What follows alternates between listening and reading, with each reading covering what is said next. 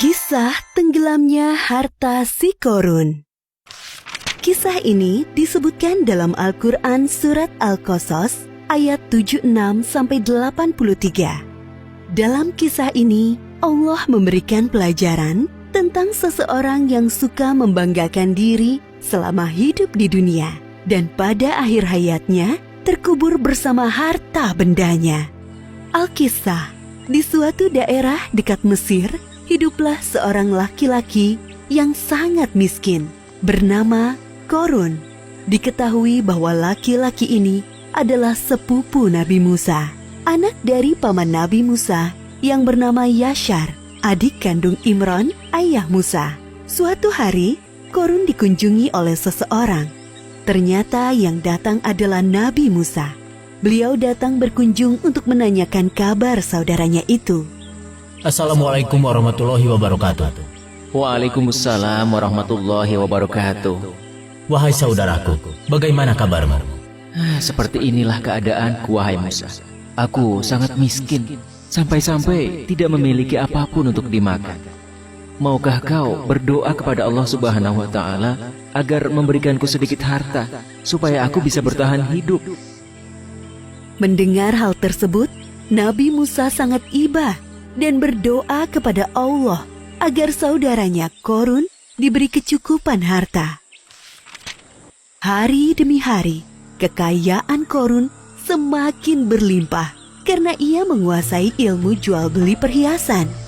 Namun sayangnya, semenjak menjadi orang kaya, Qorun berubah menjadi orang yang sombong dan ria atau suka pamer.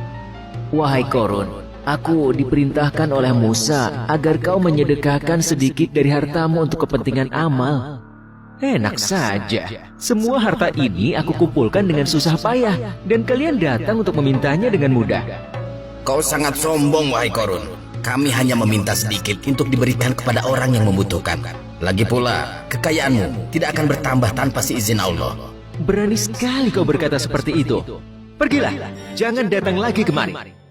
Kedua utusan Nabi Musa meninggalkan rumah Qorun dan melaporkan kejadian itu kepada Nabi Musa. Hartaku sungguh sangat banyak. Tidak ada seorang pun yang bisa mengambilnya dariku. Sekarang, aku adalah satu-satunya orang terkaya di Mesir. Setiap hari, Qorun selalu membanggakan dirinya. Ia sering berjalan-jalan keluar istana, mengenakan pakaian mewah, dikawal oleh para pria perkasa. Untuk membawa kunci-kuncinya, tak sanggup hanya dengan satu pelayan yang berotot kekar. Wah, lihatlah Qorun itu. Sekarang ia sangat kaya. Jubah yang dikenakannya berlapiskan emas yang sangat berkilau. Benar, saudara. Tapi sayangnya dia sangat sombong. Ia lupa bahwa semua harta itu milik Allah dan akan kembali kepada Allah. Nabi Musa dan pengawalnya mendatangi Qorun di sebuah pasar tempatnya berjual beli emas. Wahai Musa, apa yang membuatmu jauh-jauh datang menemuiku? Kalau kau kesini hanya untuk meminta emas-emasku, sebaiknya pulanglah. Aku tidak akan memberikannya sepeser pun kepadamu. Wahai Qorun, tidak ingatkah masa lalumu? Dulu kau begitu miskin, sampai Allah memberikanmu semua kekayaan ini. Ingatlah wahai Qorun. Itu masa lalu, wahai Musa. Semakin hari hartaku semakin bertambah. Semua itu terjadi karena ilmu dagang yang aku pelajari, bukan karena Allah. Qorun tetap bersikukuh, tidak mau menyedekahkan hartanya karena menganggap semua harta yang dimilikinya adalah hasil kerja kerasnya selama ini. Aku akan mengatakan kepada semua orang bahwa Musa akan mengambil seluruh harta yang aku miliki. Aku hanya mengingatkanmu, karena dalam setiap harta yang kita miliki, terdapat 2,5% hak orang miskin di dalamnya. Aku mengingatkanmu, jangan bersikap sombong dan membantu orang lain yang membutuhkan. Sekiranya kau tidak berkenan, Allah akan mengambilnya dengan sangat mudah, seperti saat Allah memberikannya. Pergilah wahai Musa, kau hanya menggangguku. Sepeninggal Nabi Musa, kesombongan Qorun semakin bertambah. Bahkan ia merampas harta orang lain untuk menambah kekayaannya. Sampai suatu ketika datang azab dari Allah.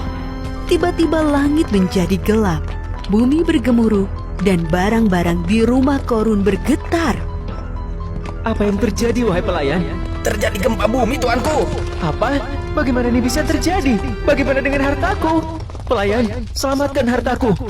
Oh, emas-emasku, berlian pujaanku, perhiasan mewahku yang sangat berharga. Semuanya harus aku amankan sebelum...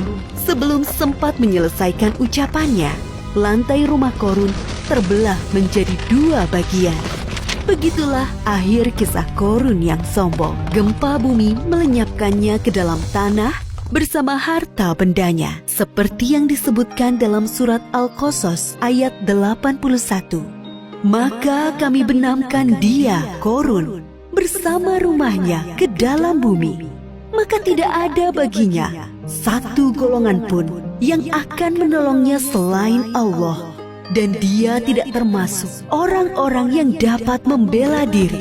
Pelajaran yang dapat kita ambil dari kisah Korun ini, diantaranya, jangan menjadi orang yang suka membanggakan diri. Karena Allah tidak suka orang-orang yang membanggakan diri. Dunia dan seisinya adalah milik Allah dan dapat dengan mudah diambil olehnya.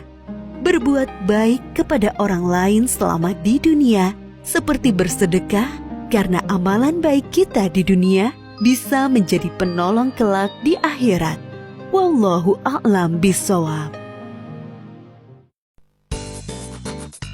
Halo teman-teman, subscribe di tombol merah di bawah ini ya.